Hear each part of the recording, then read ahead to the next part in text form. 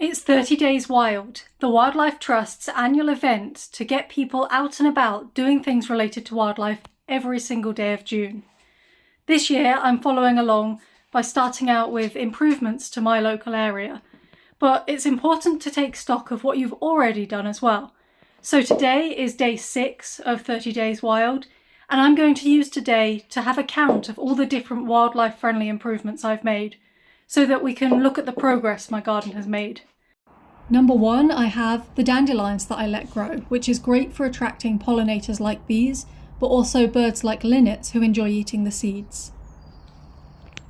Number 2 is this mini greenhouse. At the moment I'm only growing sunflowers in it, but I have been growing wildflowers, and I still have this tray on the go that I'm really hoping is going to grow up and follow the flowers that I just planted out. Number 3 is my hedgerow. Hedgerows are great for all sorts of nesting bird species, both in the actual hedge itself as well as on the ground, providing shelter for them, and they're a key feature for hedgehogs to be able to move around. Number 4 is my bird feeding station.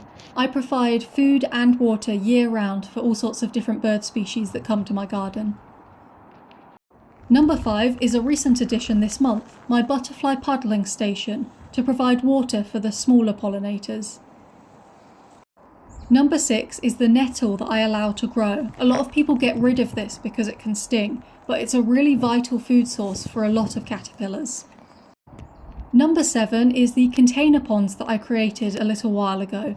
This provides water for all sorts of species that come to my garden.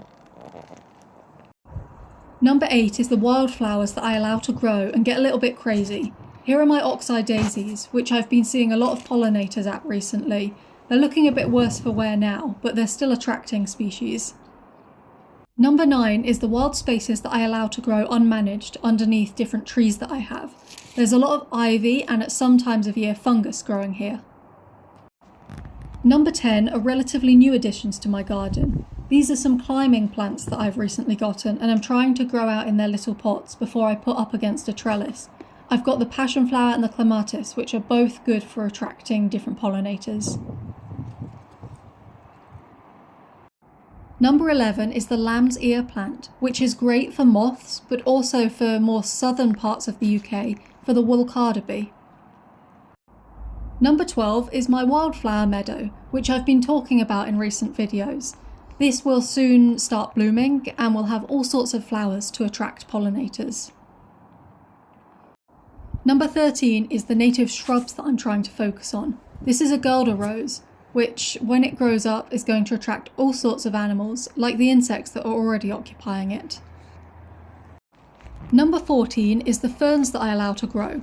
The UK is a hot spot for temperate rainforest, which is an extremely rare habitat across the globe, and ferns are one of the characteristic features of it.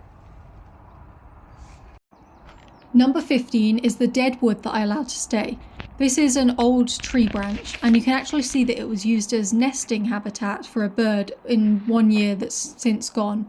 It's also great because it's got little rotting away areas where different birds can rest, but also things like solitary bees can start forming their own nests to have little egg chambers. Number 16 is my water butt. This helps collect rainwater so that I don't have to use as much tap water, which preserves some of the water in the environment. How many of these wildlife features have you counted in your garden? And do you have any that I don't have? Because I'm looking for ideas of more things that I can add. Make sure to subscribe to the channel to keep following along with 30 Days Wild.